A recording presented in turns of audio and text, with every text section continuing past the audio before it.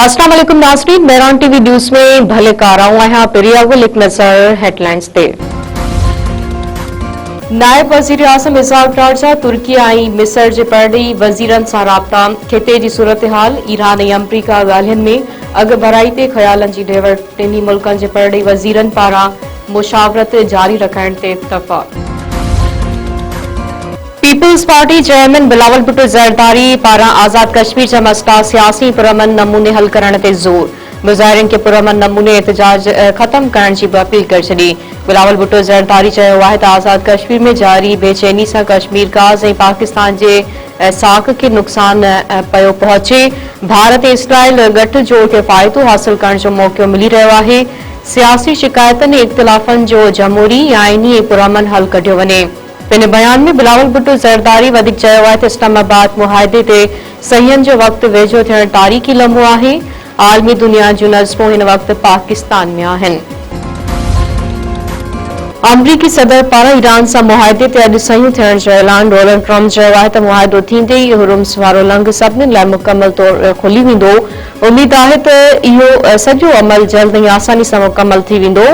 पंहिंजे बयान में अमरीकी सदर वधीक चयो आहे त ईरान ऐं विच ओभर सां मुस्तक़बिल में गॾिजी कम करण जा मुंतज़िर आहियूं। जेकॾहिं मुआहदो न थियो त असां वटि आख़िरी ऐं फ़ैसिलाइतो मुतबादिल रस्तो मौजूदु आहे। ईरानी क़यादत अमरीका सां मुआहदे ते अॼु सयूं थियण जी तरदीद करे छॾी। ईरान जे परॾेही तर्जुमान इस्माइल बाक़ाई चयो आहे त अमरीका ईरान मुआहदे ते सयूं अॼु न थींदियूं। मुआहदे ते सयुनि लाइ दुरुस्त वक़्त जो इंतज़ार करणु घुरिजे। हुर्मुज़ वारे लंघ जो इंतज़ाम माज़ी खां मुख़्तलिफ़ हूंदो। ईरानी फ़ौज चयो आहे त डोनाल्ड ट्रम्प पंहिंजी सालगिरह ते मुआहदे ते सयूं करे उन ॾींहं खे यादगार बणाइण थो चाहे। अॼु मुआहदे ते सयूं न करण बाबति अमरीका खे ॿुधाए चुका आहियूं। इतलात वारे वफ़ाक़ी वज़ीर अता तावड़ चयो आहे त अमन लाइ पाकिस्तान जे किरदार खे दुनिया मञे पई। अॼु एसआई पासपोर्ट जी इज़त आहे। मईशत दुरुस्त रुख में वधे पई। बजट ते एहतजाजी तनक़ीद अपोज़िशन जो हक़ आहे, पर मुस्बत क़दमनि जी तारीफ़ बि ज़रूर थियणु घुरिजे। क़ौमी असेंबली जे इजलास में ख़िताब कंदे अता तावड़ वधीक चयो आहे त समूरनि शोबनि सां मुशावरत खां पोइ फ़ैसिला कया विया। बजट में हर तबक़े जी घुरिजनि खे पूरो कयो वियो आहे। वज़ीर आज़म शहबाज शरीफ़ मीसाके मईशत जी आछ कई। काश मीसाके मईशत जी आछ खे क़बूल कयो वञे हा। तारीख़ शहबाज शरीफ़ जो रियासत बचाइण वारो नारो यादि रखंदी। ईरानी हुकूमत शहीद सुप्रीम लीडर आयतुल्लाह खामनई जी तदफ़ीन जी तारीख़ जो ऐलान करे छॾियो। ईरानी मीडिया मुताबिक़ 4 ऐं 5 जुलाई ते शहीद खामनई जी अलविदाई तक़रीब मुनक़िद कई वेंदी। 6 जुलाई तेहरान, 7 जुलाई ते क़ुम ऐं 9 जुलाई ते मशहद में आयतुल्लाह खामनई जी जनाज़े नमाज़ अदा कई वेंदी।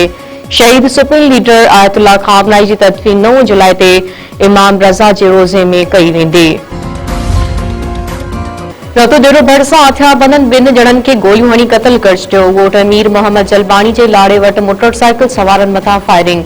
ॻोठ शेर मोहम्मद जोयो वासी 55 वरियनि जो राजा जोयो ऐं ॻोठ सॼण जोयो वासी 45 वरियनि जे लालू जोयो मारिजी विया। वारसनि में चवणु आहे त जतोई बिरादरी जे हथियारबंदनि हमलो करे संदन 2 ॼणनि खे क़तल कयो आहे। 8 साल अॻु जतोई धुर जो हिकु माण्हू पुलिस हथां मारिजी वियो हो, जंहिं जो इल्ज़ाम हुननि मथां लॻायो वियो हो।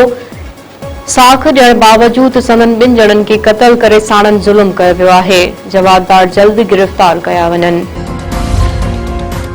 काज़ी अहमद वेझो धुरनि में कारीअ जी तकरार तां हिकु ॼणो गोलियूं हणी क़तल। ॻोठ शहनशाह जे जतोई धुरनि में झेड़ो। फायरिंग में अरबाब जतोई सख़्त ज़ख़्मी, अस्पताल में दम ॾिनाई। वारसनि में चवणु आहे त जवाबदारनि औताक ते हमलो करे असांजे हमराह खे क़तल कयो आहे। जवाबदारनि खे जल्द गिरफ़्तार करे इंसाफ़ फ़राहम कयो वञे। कुनरी वेझो अधरोट शख़्स घरबातनि खां नाराज़ थी आपघात करे छॾियो। सोरा वाटर वारे इलाइक़े में सिको कोली जो वण सां फाओ खाधल लाश मिलियो। पुट किरशन जो चवणु आहे त वालिद तमामु घणो शराब पीअंदो हो। मना करण ते हुन इंतहाई क़दम खयो आहे। घोसपुर में बदअमनी बरक़रार, घरबाती अर्गमाल लखे रुपयनि जो धाड़ो। मोचीपाड़े में हथियारबंदनि जे मंज़ूर सुमरे जे घर में घिड़ी फुर लुट। हथियारबंद घरबातियुनि खे तशद्दुद जो निशानो बणाए लखे रुपयनि रोक रक़म, सोना ज़ेवर ऐं ॿियो सामान खणी फरार। धाड़े जी वारदात बाद शहर में ख़ौफ़ मुतासिरनि ऐं शहरनि पारां फुर थियल सामान वापसि कराइण जो मुतालबो।